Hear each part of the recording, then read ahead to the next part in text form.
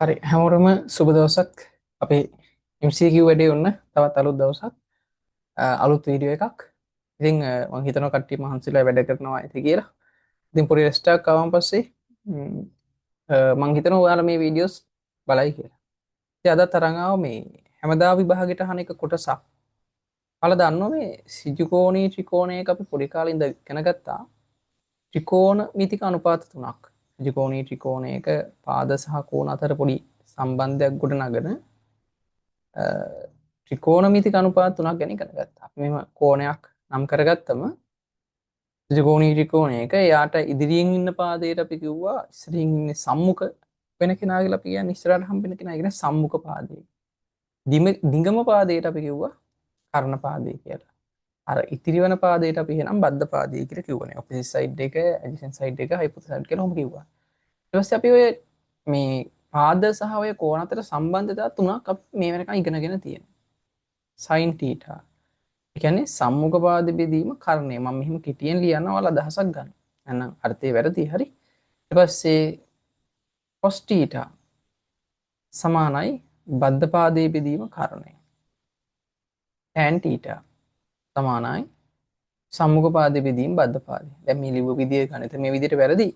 නමුත් ඔයාලට සරලව අදහසක් දෙන්න ඕන නිසා තමයි මම මේක මෙහෙම ඉදිරිපත් කරන්නේ. ඒතර ඔයාලට sin theta ගුම ටක් ගාලා ඔලුවට යනවා.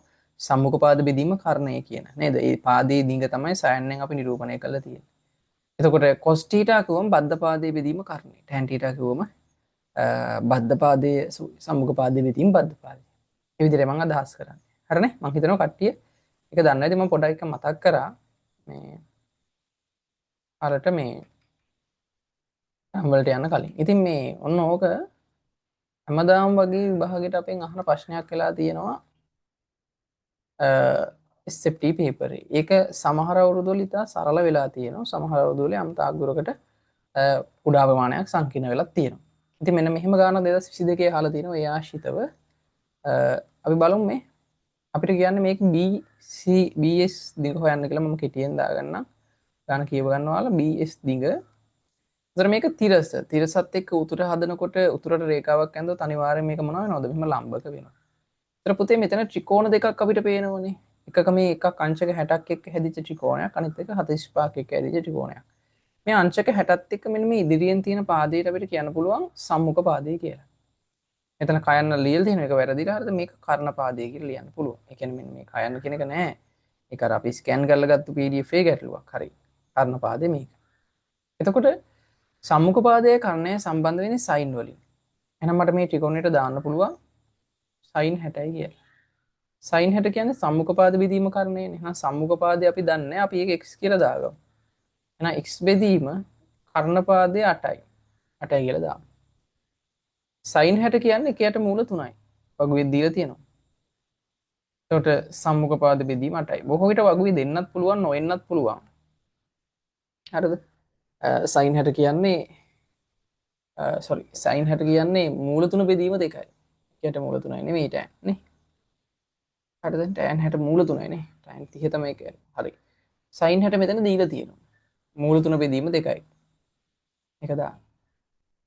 කියන්නේ x බෙදීම 8යි. ඒතර sin පිටි කැල්ලක් කරන් යනවා නම් කිසිම ගැටලුවක් වෙන්නේ නැහැ. ඔයාලට පුළුවන් කැල්ලකේ ගහලා එක ගන්න. 4යි මූල 3 සමානයි x.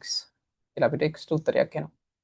ඊළඟට මේ පැත්තේ තියෙන අනිත් ත්‍රිකෝණය සැලකිල්ලට අරගෙන මේ ත්‍රිකෝණය සැලකිල්ලට අරගෙන ඒකේ සම්මුඛ පාදය මේ කෝණයත් එක්ක බලද්දි මෙන්න මේක මෙයා කර්ණ පාදේ ඒත් අපිට දාන්න වෙන එතකොට sin මේ ත්‍රිකෝණයට අපි sin දැම්මොත් sin 45 සමානයි සම්මුඛ පාදේ අපි ගමු y කියලා. එතකොට x ගේ y ගේ එකතුව හරිනේ y බෙදීම කර්ණ පාදේ 4යි මූල 2යි sin 45 වට තියලා තියෙනවා එකයට මූල 2යි කියලා. එකයට මූල 2යි කියලා. එතකොට y බෙදීම 4යි මූල 2. එතකොට ඔයාලට තේරෙනවා මෙතන මූල 2කට මූල 2 කපන්න පුළුවන්. 4 සමානයි y කියලා උත්තරයක් එනවා. එතකොට BC මුළු දිංග BC අපිට මුළු දිංග ගන්න පුළුවන් මේ දෙක එකතුවෙන්. දැන් මෙතන ඉඳන් මෙතෙන්ට අපිට y ටාව 4යි 4 ධන මෙතන ඉඳන් මෙතන x ටාව 4යි මූල 3යි. එහෙනම් 4 ධන 4යි මූල 3යි කියන එක තමයි කිලෝමීටර වලින් උත්තරයට එන්නේ. හරිද? කිලෝමීටර වලින් උත්තරයට එනවා. එහෙම උත්තරයක් තියෙන්නේ හතරවෙනි එක තමයි අපිට තෝරන්න වෙන්නේ. ඉතින් පහසුයි. අපිට තේරෙනවා 2015 ඉඳන් පුළුවන් නම් මේ ගණන් ටික අරන් හදන්න. ඉතින් පහසු ගණන් ටිකක් තියෙන්නේ. සමහර අවුරුදු වල සමගාමී සමීකරණ වලින් අහලා තියෙනවා. ඉතින් ඒත් ඔයාලට හදාගෙන අනිවාර්යෙන් ලකුණක් එකතු කරගන්න පුළුවන් ගානක්. හරි. අපි ඊළඟ එකට යන 2023 ඉතින් පහසුම ගානක් අහනවා. ඒක කියනවා මේ පෘථුවියේ ඉඳලා සූර්යාගේ සිට පෘථුවියට ඇති නක්ෂත්‍ර දුර හරි මොකක් කර සූර්යාගේ ඉඳලා පෘථුවියට තියෙන. කියන්නේ මෙන්න මේක නේද? ඒක 1යි කියලා කියනවා. අපෙන් අහන්නේ ආකාශ වස්තුවේ සිට සූර්යාට ඇති දුර. සූර්යාගේ සිට ආකාශ වස්තුවට ඇති දුර. මෙන්න මේක තමයි x කියලා අපෙන් අහන්නේ. ඒවා සයින් ෆිටික් කැල්ලක් කරගෙන එක මාර වාසි. ප්‍රති ටැන්ජන, ප්‍රති සයින් ඒ වගේ දේවල් බලන්නත් ඔයාට කැල් එක පාවිච්චි කරන්න පුළුවන්. එතකොට මේ ආකාශ වස්තුවත් එක්ක බලද්දි මෙන්න මේක සම්මුඛ පාද වෙනවා. මේක බද්ධ පාද වෙනවා. එහෙනම් පුතා අපිට මේ දෙන්න සම්බන්ධ කරන්න වෙන්නේ tan θ දාලා. tan θ සම්මුඛ පාද 1යි බද්ධ පාද x. එහෙනම් අපිට මේ x මෙහාට අරන් යන්න බෑ. මොකද මේ අරන් ගිහිල්ලා මේක මෙහාට අරන් එන්න වෙනවා. මෙයා මෙහි ಗುಣ කරලා තේරු කියන්නේ මේ හරි ගස්සන්න ඕන x උක්ත කරගන්න ඕන. මොකද x සඳහා තමයි අපෙන් අහන්නේ. එහෙනම් x සමානයි 1 බෙදීම tan θ ගේ ලස්සනට උත්තරේ එනවා. හරිද? එතකොට ඔන්න හතරවෙනි එක තෝරන්න පුළුවන්. හරිද? දැන් බලන්න මේ හැම එකේම මේ ත්‍රිකෝණමිතික ගණන් වල හැම එකේම උත්තරයට ඇවිල්ලා තියෙන්නේ 4 වගේනේ. 40 කියන්නේ. එහෙම නෙමෙයි. හරි නේද? එහෙම නොවෙන්න පුළුවන්. පොඩි නිකන් අපිට දැක්ක එකක් මම කියන්නේ ඉතින්. හරි? එතකොට සමහර විට බලමු අපි ඊළඟ එකත් බලමු නිකමට මේ දැන් ඊළඟ එක අමාරු එකක් ටිකක්. හරිනේ? ටිකක් ලේසි. බලන්නකෝ දැන් මේකේ රූපයකුත් ඇඳගෙන තමයි තියෙන්නේ. 2024 ඇවිල්ලා තිබී නැති නිසා. ඊට කලින් අවුරුද්දක් ගත්ත 2019. හරිද? හරි. දැන් බලන්න මේ වගේ ඒවාත් එන්න පුළුවන්. පැරෂූටයක සිටින මිනිසෙකුට පොළවේ තිරස් දුර කිලෝමීටර් 5ක් වන ලක්ෂ දෙකක් පේනවලු. මේක ඇඳගමු. අපි හිතමු මෙන්න මේක A ලක්ෂය මොකක් හරි B ලක්ෂය නැත්නම් X ලක්ෂය Y ලක්ෂය ඕන එකක්. හරිද? මේ අතර දුර කිලෝමීටර් 5යි. එතකොට උඩ ඉන්න පැරෂූට් එකක ඉන්න මිනිස්සෙක් මේක දකිනවා. අපි හිතමු මේ හරිය ඉන්න කෙනෙක් කියන. ඒතර එයාගේ S මට්ටම කොහොම? එයාගේ උස ඒව ගැන සැලකිලිමත් වෙන්න ඕන එක කියලා නෑනේ ගානේ. එතකොට මෙහෙම රේඛාවක් මෙතෙන්ට ඇඳගමු. මෙහෙම රේඛාවක් මෙතෙන්ට ඇඳගමු. එයත් එක්ක එතකොට අපිට මෙහෙම ත්‍රිකෝණී ත්‍රිකෝණයක් නිර්මාණය කරගන්න පුළුවන්. කොහොම? එතකොට ඔයාලට තේරෙනවා මේ දුර බලද්දී අපිට ලොකු ආනතියක් එන්නේ නැහැ. ඒ කියන්නේ ඇත්තට මෙන්න මේ B ලක්ෂය බලනකොට හැදෙන කෝණය අංශක 30යි. A ලක්ෂය බලනකොට හැදෙන කෝණය තමයි අංශක 60ක් විය යුත්තේනේ. ඇයි ඒක ළඟ බලද්දී ගොඩාක් ඔලුව පාත් කරන්න ඕනේ. හරි. ඒතර ඔයාලට මතකද Z අකුරක් දැන් මේ පොඩි කාලේ අන්න එහෙම මෙන්න මෙතන මම මේ සරලවම කියලා දෙන්නේ Z අකුරක් දාන්න. දැන් මම මෙන්න මෙතන අංශක 30යි කියලා ගන්නවා. හරිද? මෙතන ඩිග්‍රීස් මෙතනත් Z අකුරක් දාන්න ලස්සනට. එහෙනම් මෙතනත් අංශක 60යි කියලා ගන්නවා.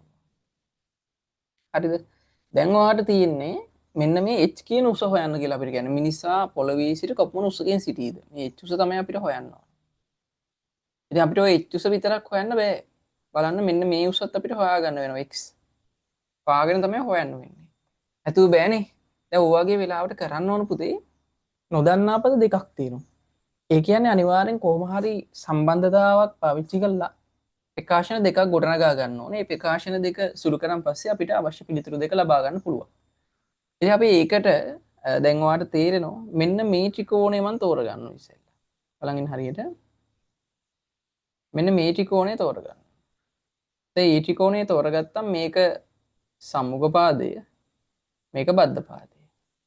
ඒතර අපිට දාන්න වෙන්නේ tan 60. දැන් බලන්න ඔයා කැල් එක තියෙනවා ඉතින් පහසුවෙන් ඔයාට අගයන් අමතක වුණත් මේ වැඩේ කරන්න පුළුවන්. tan 60 අමතකයි නම් කැල් එකේ ගහලා ටැග් ගාලා ගන්න පුළුවන්. ඒතර tan 60 කියන්නේ සම්මුඛ පාද h. එතකොට බද්ධ පාද x. tan 60 කියන්නේ මූල තුන. එහෙනම් මූල තුන ආදේශ කරලා h බෙදීම x. මේ පැත්තට ගිහලා ගුණ කරගමු. x මූල 3 සමානයි h කියලා අපිට උත්තරයක් එනවා. අපිට ඕන එක කියලා ගන්න පුළුවන්. අන්න එහෙම ඔයාට ත්‍රිකෝණ කිහිපයක් දකින්න තියෙනවා නම් ඒකට ඔයා මේ ත්‍රිකෝණමිතික අනුපාත දාන්න. ඊළඟට තව ත්‍රිකෝණයක් ඔයාට තියෙනවා මෙන්න මෙහෙම ත්‍රිකෝණයක් පේනවද බලන්න මම කොළ පාටින් අඳින එකත් එක්ක.